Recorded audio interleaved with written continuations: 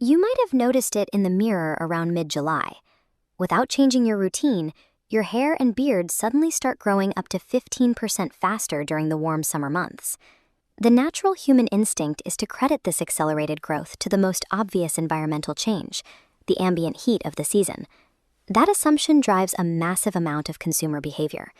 Many people firmly believe that by sitting in a hot environment, they can stimulate their scalp and force their hair to grow. They think they can simply sweat it out and wake up the follicles. We see the exact same logic applied in the dead of winter.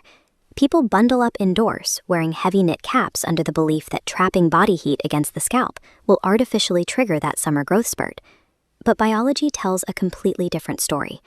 Applying intense, direct heat to the scalp does not stimulate hair follicles. In fact, external heat is actively detrimental to the physical structure of your hair. High temperatures rapidly strip moisture from the hair shaft.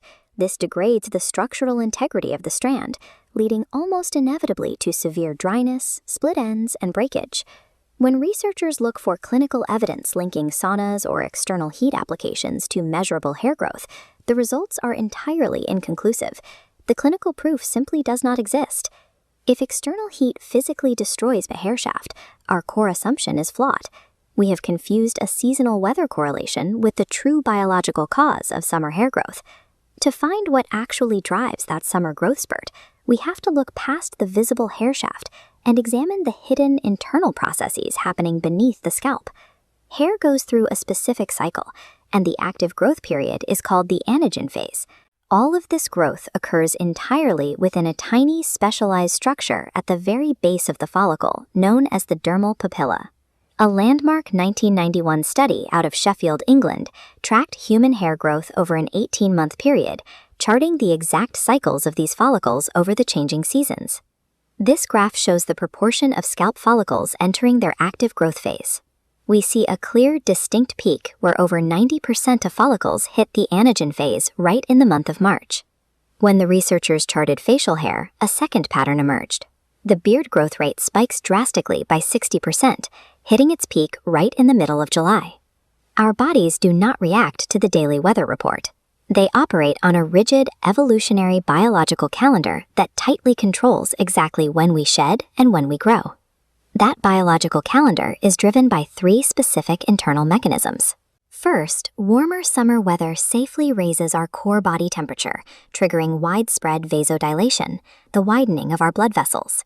This internal expansion delivers a massive, rushing increase of oxygen and nutrients directly to the dermal papilla. Your body is literally force-feeding the follicle.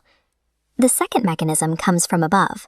Summer days bring a drastic increase in daily UV and sunlight exposure. That sunlight triggers the body to synthesize heavy amounts of vitamin D. This specific vitamin acts as a critical regulator, stabilizing the hair's natural growth and shedding cycles to keep the follicles active. Finally, we have an endocrine shift. Longer daylight hours suppress the pineal gland, causing our body's melatonin levels to drop.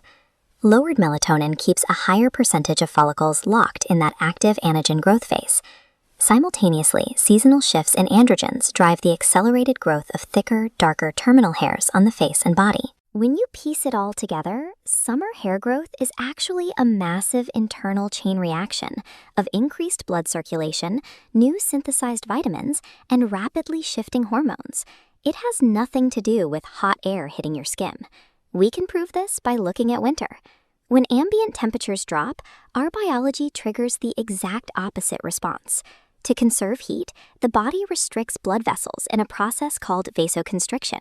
This starves the scalp of the nutrient rush it receives so freely during the summer months.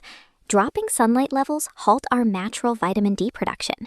At the same time, dry indoor heating strips moisture from the hair shaft, directly mimicking the structural damage caused by hot styling tools. You cannot bypass this biological system by wearing a heavy winter beanie indoors or sitting inside a hot room. You are just heating the dead protein on the surface of your scalp. If you want to optimize your hair growth year-round, you have to support the internal systems. That means maintaining cardiovascular health for blood flow, getting proper nutrition, and managing stress levels. Measurable hair growth is an inside-out process.